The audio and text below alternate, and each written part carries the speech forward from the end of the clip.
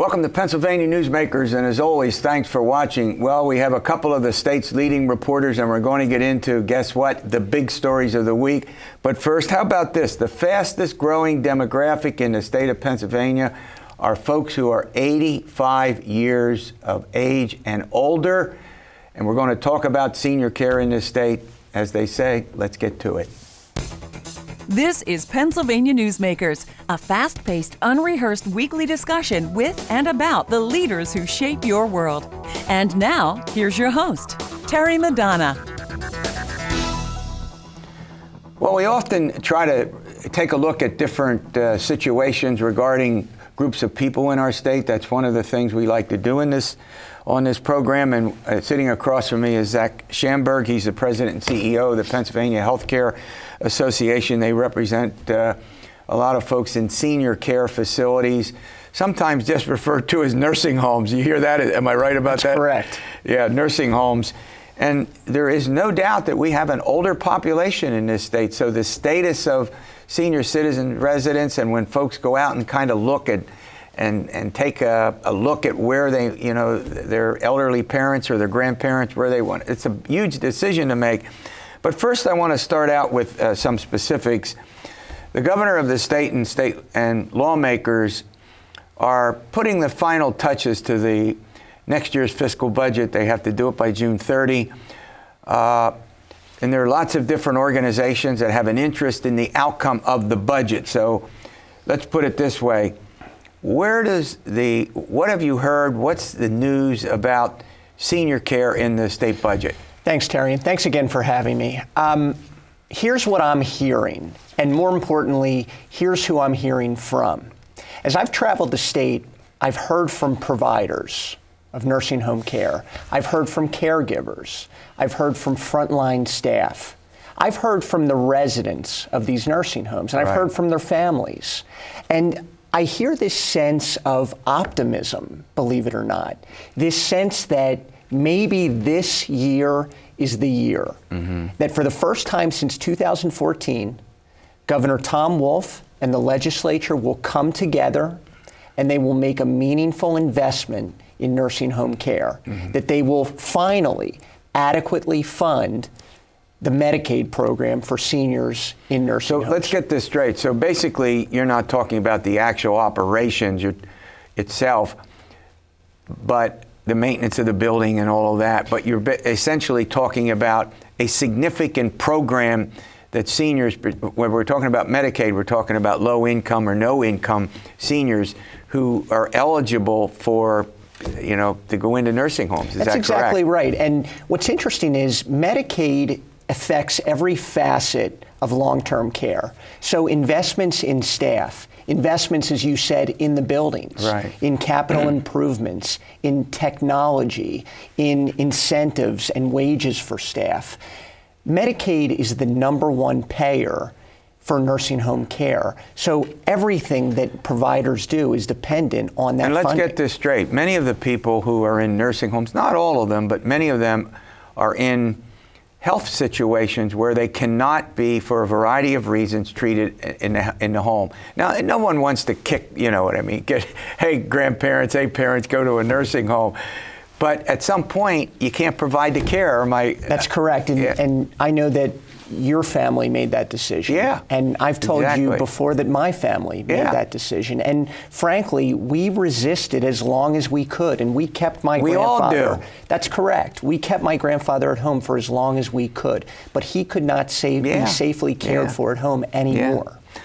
All right, so let's talk quickly about one other issue, and that is what's going on in other states. If we have the challenges, other states must have the challenges as well. Well, that's interesting. So it's not just a Pennsylvania issue, and we can look at other states around the country as both an example and as a warning for what could happen here in Pennsylvania.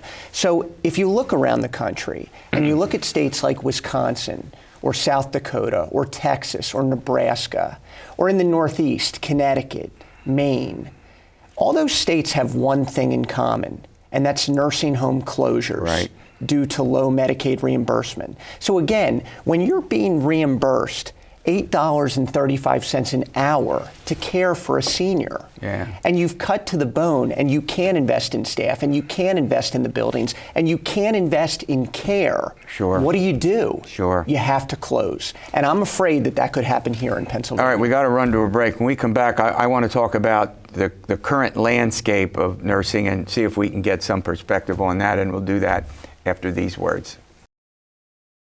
Zach Schamberger is my guest. He's the president and CEO of the Pennsylvania Healthcare Association. We're talking about senior citizens. Obviously, you know, their health care, their long-term concerns about how you treat them, how you deal with them. It's not easy. We love, you know, our parents and our grandparents, but at some point, you know, nursing home may be in the future. Well, what's going on? What's the landscape? So I'm going to use a scary term, Terry. A scary term. A scary term.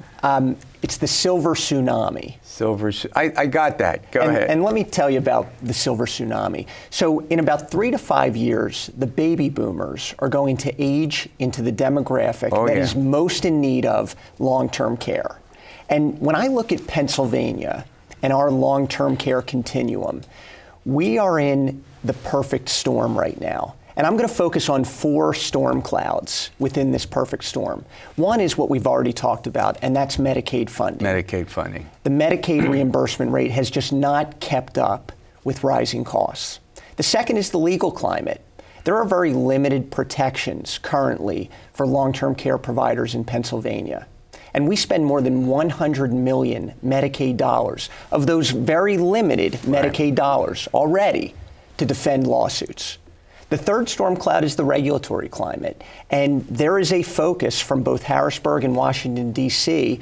on regulations that focus on paperwork and not so much patient care. Mm-hmm. And finally, the last storm cloud, and possibly the most dangerous, is the workforce shortage and the workforce crisis, especially as it pertains to long-term care.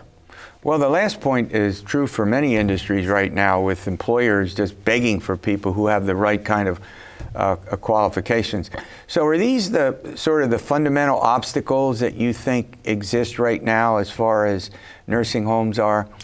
Well, what's your prognosis to deal with them? Well, I mean, are you upbeat? Are you down? I mean, you seem like an upbeat person, so I'm not going to put words in your mouth, but I will. And I'm trying to stay optimistic, and I appreciate that, Terry. Yeah. You know, we wonder why there's a nursing shortage in long-term care, and when you go into a facility, why there may be low staff morale, and as we've talked about earlier, why your family and my family had such a difficult decision when we admitted a loved one into a nursing home. Yeah.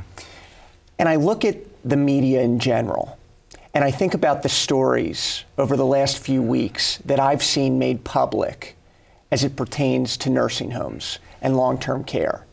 And I want to tell your viewers that when you see a negative story, or when you hear about a negative incident in a nursing home, that's not representative of the high-quality care that's provided every single day for tens of thousands of Pennsylvanians. Yeah. And frankly, folks all across the country.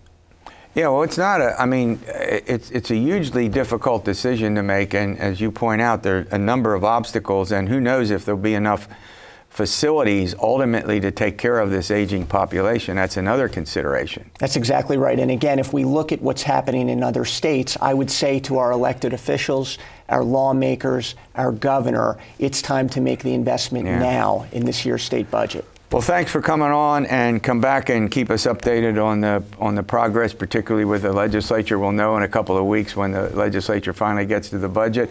All right, we have a couple of the state's leading reporters. How about this? Big stories of the week, they're coming your way.